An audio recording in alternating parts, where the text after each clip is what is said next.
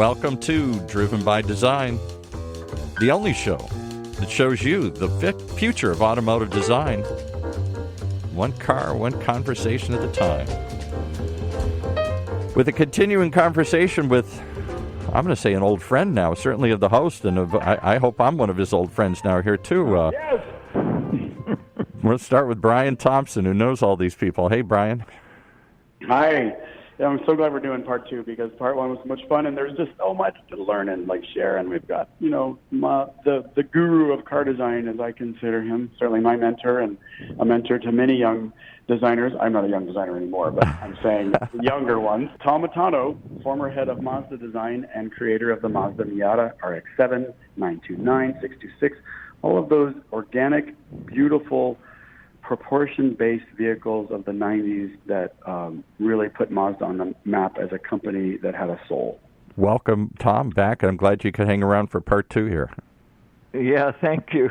Thank you both. In the break, you were trying to explain to me, a non-designer, how you design, and you said something that we got to spend a few minutes talking about. Perspective. Yeah. You don't design from the perspective out looking in, even as something as simple as a door handle. You don't just look at it and say, how do I make that better? You try and become the door handle. You get inside that thing. How does it feel? Look at the world from the perspective of the door handle. Talk about that. Yeah, most designers just design looking onto the subject and design it from, just the styling of the thing. I rather become a door handle, for example. I knew the mechanism, how it works, how it opens, how much of a load you need to open it properly.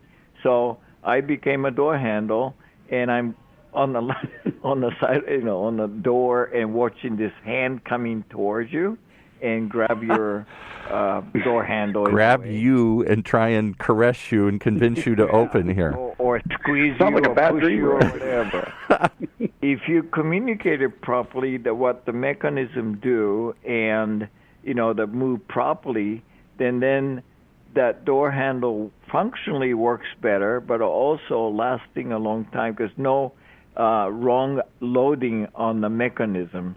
So the mechanism will last a long time. If you communicate it wrongly, that people put extra energy or extra load onto it or twist it in a wrong way, and the mechanism is going to break sooner.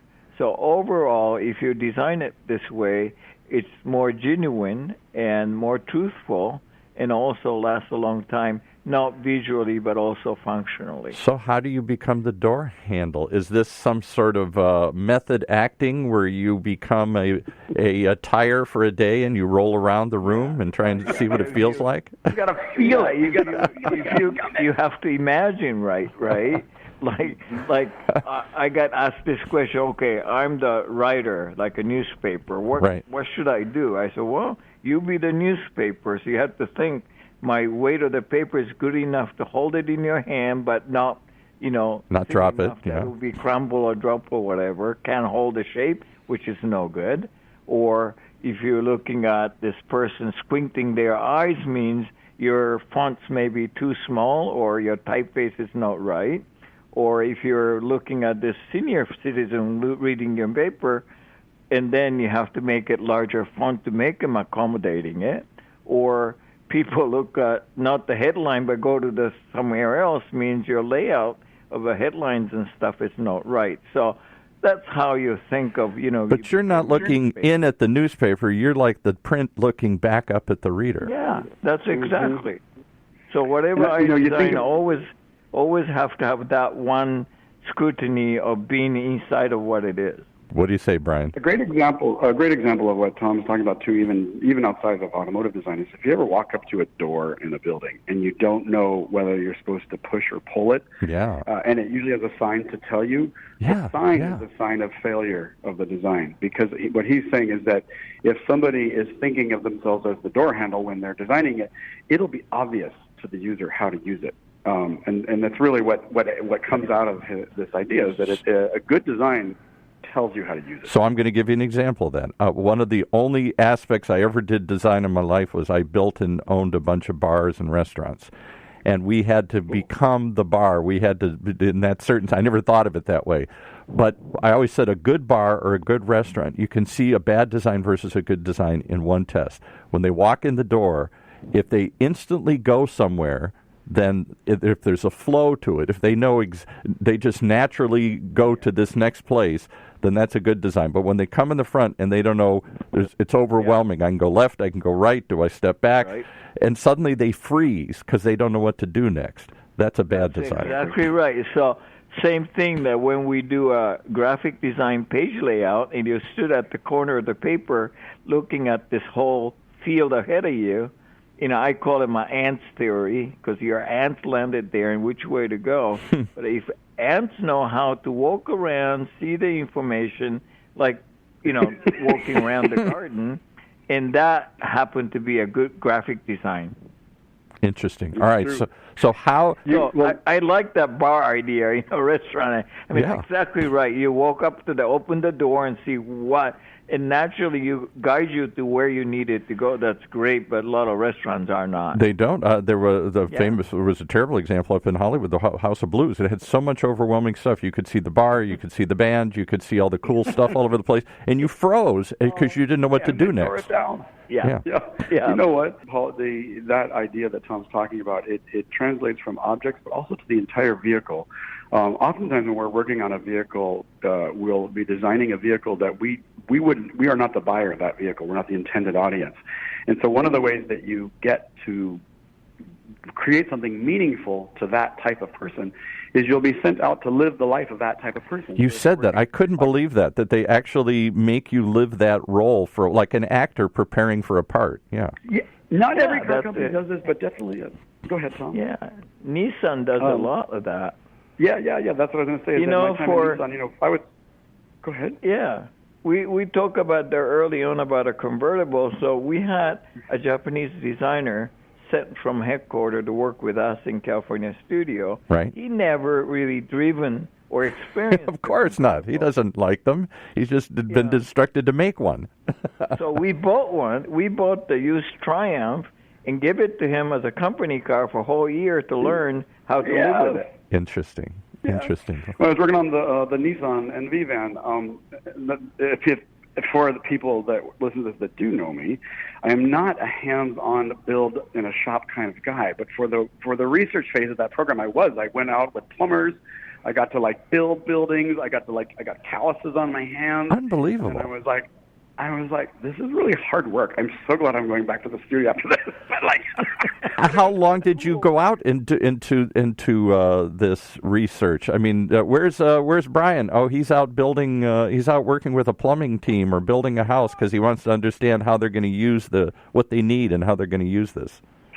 It depends. Like I was doing a project for Volvo long-haul trucks, and for that one, I lived with the truck drivers and learned to drive a truck. So that one, I was out for about 2 months. I did 5 different drivers, my goodness. And we went all over the country, everything from delivering cattle to Walmart deliveries. And I'll tell you what I learned about the life of the truck driver was so profound. It absolutely changed every perception I have of designing an interior for a truck. So it's exactly what Tom is saying, but you can expand it to so many different levels. You become the object that you're designing, but you become the person that's going to use that object. Yeah, both. There's two different perspectives. Looking at it from the handle outward to those reaching towards me, please don't grab me this way, please don't pull me this way.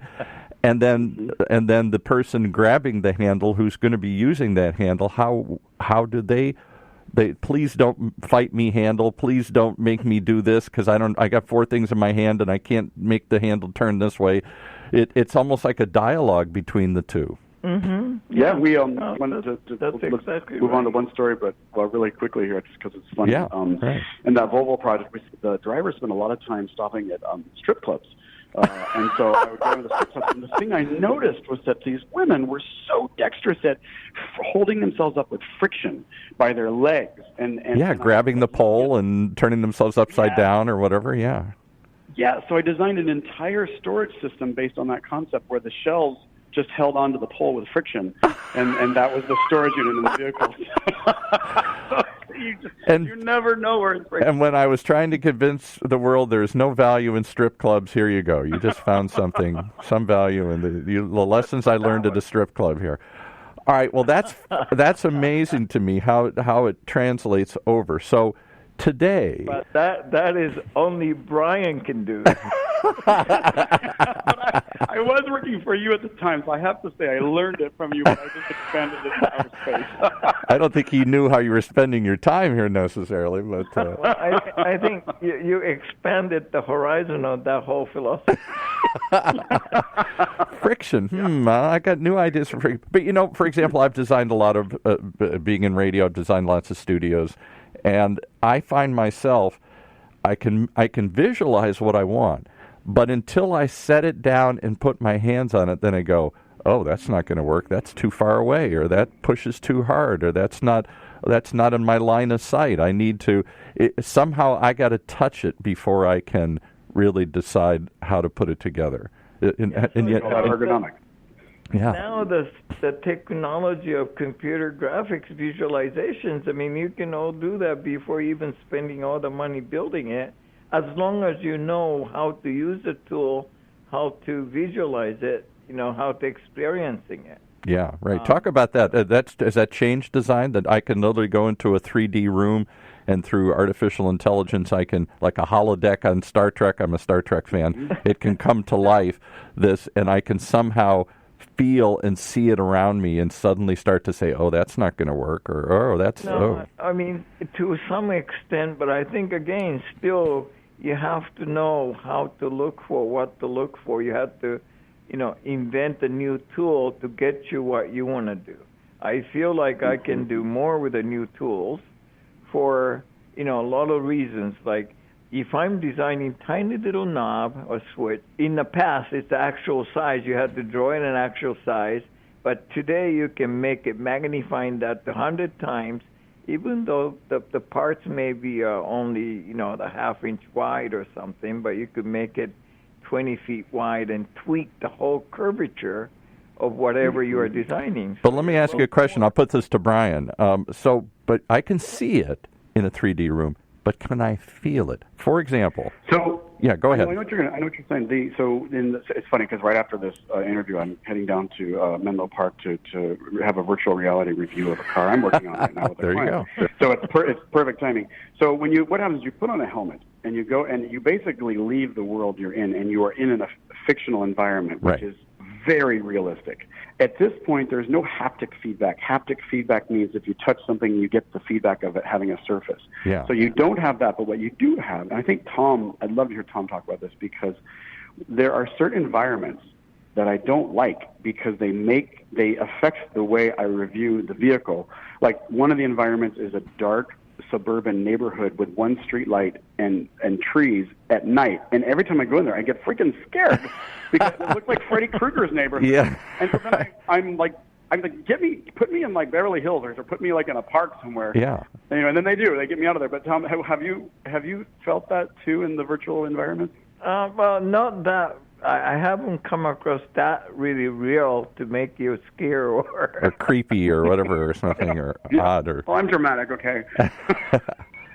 But I could see that. But for example, when I do I'm an old school radio guy, so I have a physical mixing board, and it has each of the knobs has a resistance to it. The sliders, as I go up or down and move, has a resistance to it. And I'm used to that feel, and that's how I play the instrument, right? Right. But if more and more they're trying to just make them on glass. It's a piece of glass that has so I touch the glass and the sliders go up, but it doesn't have the same feeling. I can't work that way. Well, again, you knew all the frictions and way that each knob works, and each even different deck got a different feeling. Right. But maybe kids today never had that differentiation growing up, all touching the glass anyway. Yeah, right. See, that's the fear that I have, is that all the sensitivity we learned and we grew up with may not be continue way things are going unless they are exposed to it. Let me give you another example, and I'm not, this isn't from my own personal experience, but I have friends that are really into horses. And they say a horse to me is just overwhelming. I sit on it, and I'm frightened. I don't know what to do. This big, powerful, but it's all through touch, and it's that communication between rider and horse, where you start to convey turn, or you convey fear, or you convey confidence, or you convey all these things. It's so subtle, the interaction between horse and rider, and once you create that connection, it's very personal. The horse knows the rider and knows exactly what to do. Yeah. Just squeeze a little bit, then go faster. Or, all the subtleties. Yeah.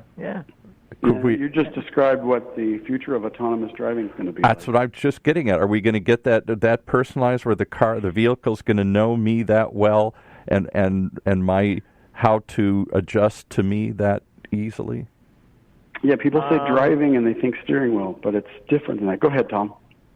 No. Just there are two types. One is totally autonomous, that blocking all that thing to you, so you're just being inside of the vehicle. Right. It's a bus. It's a whatever. Yeah.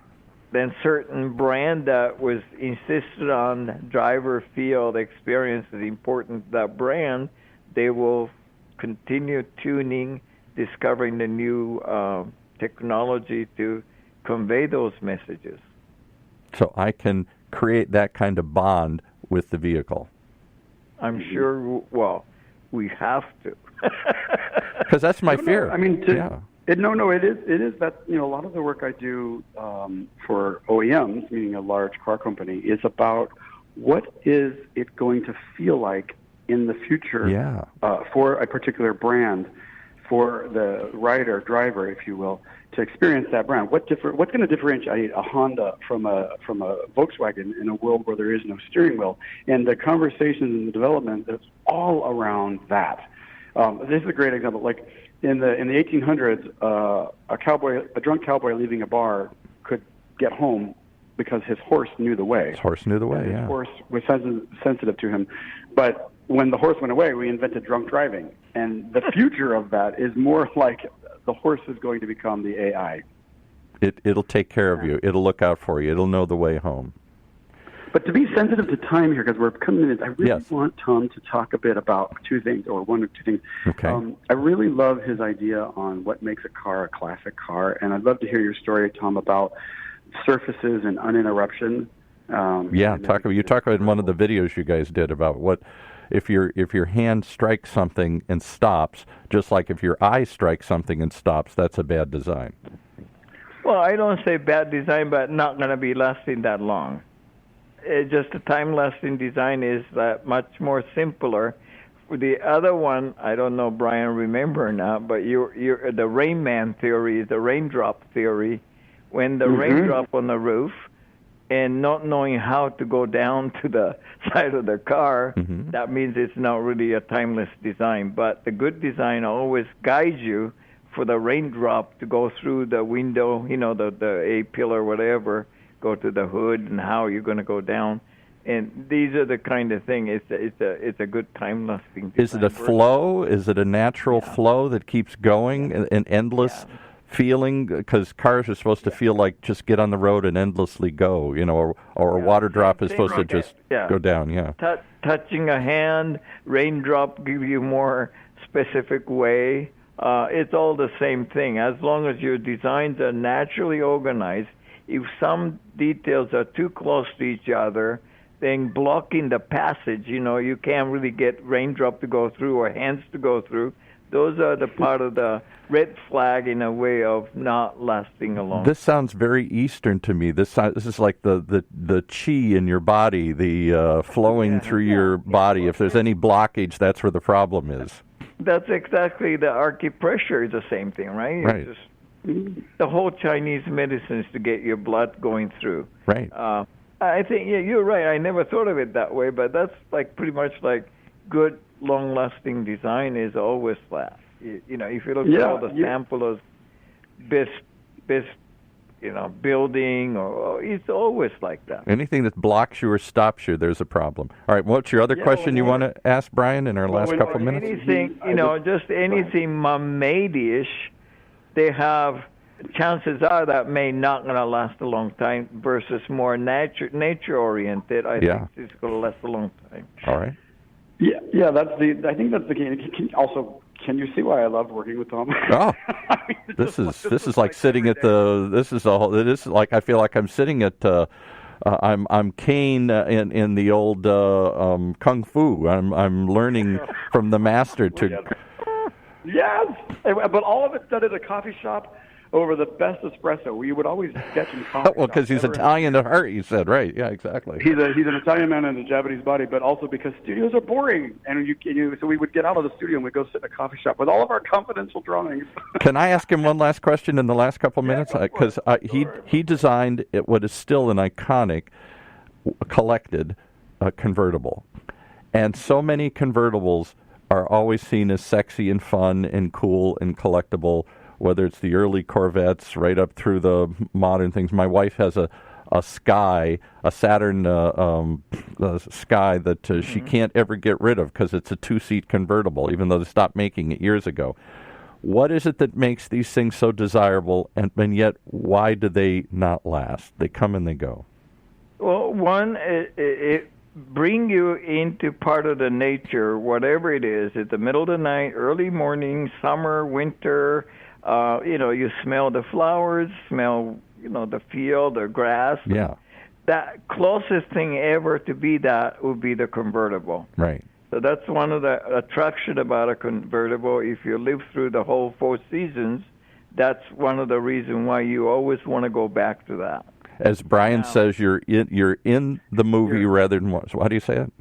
Yeah. Yeah, well, it's like a hardtop is like watching a movie. A convertible is like being in the movie. Yes, exactly. You're sensing the smells. Yeah. But they got to be hard to sustain because they're two-seaters and they're less practical. They're cold in the wintertime, and they have trouble with meeting all the safety standards with rolling over and roll bars and everything else because they don't have a hard roof. When we were working on a project, most of the convertible are dying. Right. And everybody thought it would be dead until we came up with it. And everybody said, how did you do it? We've been trying, like the guys with MG said, we've been trying to convince the management. We never did. Right. So we were one of the fortunate that our management or the chairman supported us and made it happen. But what was hoping for was when we don't do it, the kids today never had experience sitting next to your grandpa, whatever, driving the convertible. No, my daughter's never been in a convertible. My wife's car, but other than that, she never goes in a convertible. My grandson's never been in a convertible. Yeah. If we didn't do it, the whole opportunity of exposing that type of a car existed would be disappearing, and it's never going to happen again. So we were kind of almost more of a mission. Bring it back. On a mission, yeah. On a mission to save the convertible. Does it have any hope, or has it been killed by safety standards and practicality and large production runs? We overcame the safety issue much better now than when we first did it. We have much more freedom, understanding the rules, understanding the improved technology. We can do a lot more. So I think basically that will be okay. And then when we did the 4th generation, bringing a lot of newer customers, and our 1st generation is such affordable that a lot of young people coming into the field. So I think for next 10, 15 years, I felt the whole thing will be okay. The convertible will be safe. Okay, well, I'm glad that you left it in safe hands here. How do you? We did. How do people reach you if they want to learn more about what you're continuing to do? You're continuing to be active and teach new generations of students. How do they reach you? Best way, I guess, is to look at our website, www.academyart.edu, and they look for a School of Industrial Design. They will find me there. Okay. Well, if you want to follow him, you got to do Miata Papa. Check out Miata Papa on Instagram because he has the best design inspiration pictures on there. Because like good design, he keeps going and going and going, and there's a continuity between the past and the future, and there's nothing blocking his progress as we go forward here. Exactly. And he rides a skateboard. Oh, my goodness. Well, that we'll have to save for a future episode. Thank you so much, Tom, for joining us here today. Thank you, Paul. Thank you, Brian. Thank you.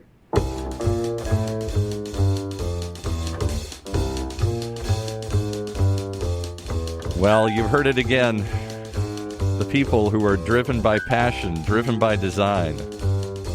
Here in Orange County's only community radio station, OCTalkRadio.net.